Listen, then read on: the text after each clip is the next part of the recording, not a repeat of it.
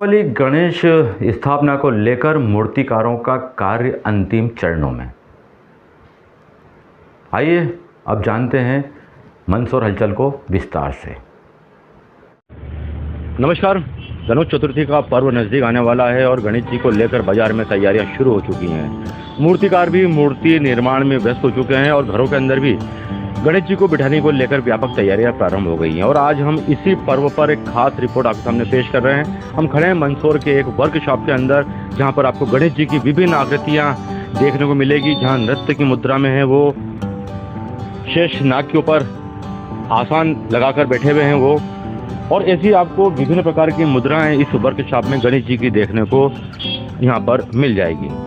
और ये सब कुछ प्राकृतिक चीज़ों से निर्मित होने वाली प्रतिमाएं हैं, जो हर साल की तरह इस बार भी बंगाल से आने वाले कारीगर दशरथ पाल और उनकी 4 सदस्यीय टीम यहाँ पर कर रही है। दशरथ जी, कब से आप मंदसौर में आकर इस प्रकार प्राकृतिक चीज़ों से मूर्तियाँ बना रहे हैं? ये सर अभी काम करते हुए मेरा 4 महीना हो गया सर। 4 महीने से अपन काम कर रहा हूँ 4 जने का टीम लेके, फिर अभी इतना तक काम किया। तो हम आपसे जानकारी लेना चाहेंगे, हम थोड़ा जानना चाहेंगे आप मूर्तियाँ कैसे बनाते हैं, हमें चल के बताएं आप कौन कौन सी साइज की मूर्तियाँ और किस प्रकार की मूर्तियाँ हैं ये सर आपको बता दूँ सर। अब जैसे अपन काम करता हूँ, जैसे बांस का काम पहले करना पड़ता है, फिर टेक्सचर बनाना पड़ता है, फिर आपको चारा से शेप देना पड़ता है, फिर मिट्टी से भी उसको फिनिशिंग देना पड़ता है, फिर सर कलर करके उसको सक्सेस देना पड़ता है सर। और ये जो हम गणेश जी की जो आकृतियाँ देख रहे हैं, विभिन्न किस्म की आकृतियाँ आपने बनाई है।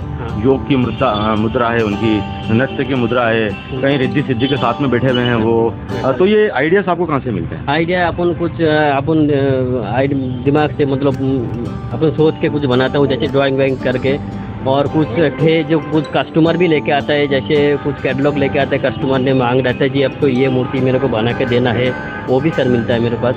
जो भी अब कैटलॉग देगा आपसे उसी हिसाब से बनता है सर। तो इधर हम कुछ मूर्तियाँ देख पा रहे हैं जो अभी बन नहीं पाई हैं, कुछ बनने वाली। तो ये कब तक बन जाएंगी, किस प्रकार से बनेंगी? ये सर बन जाएगा सब, आपको अभी चल रहा है काम, ठीक है, उसी हिसाब से सब बन जाएगा धीरे धीरे। हाँ, ठीक है, अभी सब कलर का काम चल रहा है। तो ये हम जितनी मूर्तियाँ देख पा रहे हैं यहाँ से लेकर वहाँ तक जो मूर्तियाँ हैं सभी है, इनमें सब पे कलर का काम होना बाकी बेसिक काम पूरा हो चुका है। बाकी है कलर का काम बाकी है सिर्फ। तो अभी तो बॉडी कलर हुआ कुछ मूर्ति का भी कलर, बॉडी कलर होना भी बाकी भी है। फिर इसको ऊपर भी से एक सेटिंग आता है, अपन को सेटिंग दे के फिर फिनिशिंग देना पड़ता है। तो इधर हम देख पा रहे हैं एक पशुपतिनाथ जी की मूर्ति भी आपने बना रखी है। तो ये कौन सी थीम और कहाँ पे उपयोग में आएगी ये प्रतिमा? ये आपको सर ये जो देख पा रहे हैं ये सर मंदसौर में देखने मिलेगा आपको सर। और ये अपन जैसे मूर्ति बनाया था, मूर्ति का वहाँ पे जैसे शिवलिंग का मतलब जल चढ़ाते हुए बनाया था अपन मूर्ति, तो शिवलिंग अपन पशुपतिनाथ दे दिया सर। अच्छा, शिवलिंग की जगह आपने भगवान पशुपतिनाथ जी को आपने रख दिया यहाँ पे। एक नई कल्पना की है आपने, ये पसंद आएगी मंदसौर वालों को ये कल्पना भी। तो ये गणेश जी हैं, नीचे हनुमान जी भक्ति में बैठे हुए हैं। ये सब आइडियाज अलग अलग प्रकार के अलग सब यहाँ पे जितना मूर्ति है सर मेरा यहाँ पे सभी अलग अलग है सर। तो आप देख पा रहे होंगे इस वर्कशॉप के अंदर, जहाँ तक हम जा पा रहे हैं और जहाँ तक हम देख पा रहे हैं वहाँ सब दूर अनगढ़ मूर्तियाँ अभी यहाँ पर रखी हुई हैं, क्योंकि इनका फिनिशिंग का काम अभी चल रहा है। और आने वाले कुछ समय के अंदर ये मूर्तियाँ हमें पूरी तरह से बनी हुई नज़र आने लगेगी। दशरथ जी का दावा है कि वो 2 फीट से लेकर 14 फीट तक की मूर्तियाँ बड़े आराम से और सहजता के साथ बना लेते हैं। पीओपी का भी इस्तेमाल नहीं करते हैं, लकड़ी, बांस, घास, मिट्टी आदि का प्रयोग करके इन मूर्तियों को बनाते हैं।